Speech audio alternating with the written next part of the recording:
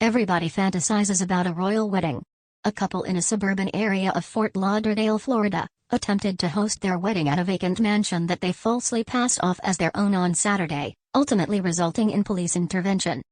Courtney Wilson and Shanita Jones invited guests to a 16,313 square foot home with 9 bedrooms, 15 bathrooms, a bowling alley, a theater and an 800 square foot bar, and labeled it "Our Dream Home" on the wedding invitation, the South Florida Sun-Sentinel reported.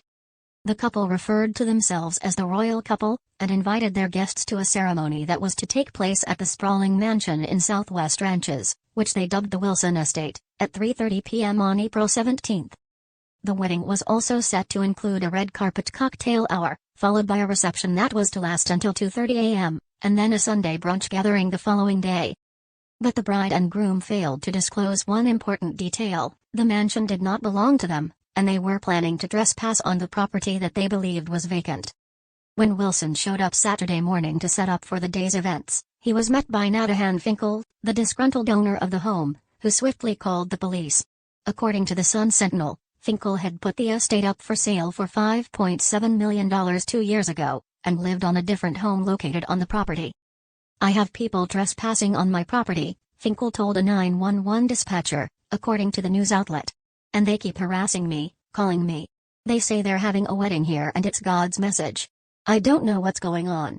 All I want is for it to stop. And they're sitting at my property right at the front gate right now." Police were called to a mansion located outside of Fort Lauderdale, Florida, on Saturday after a couple attempted to trespass and host a wedding on the property.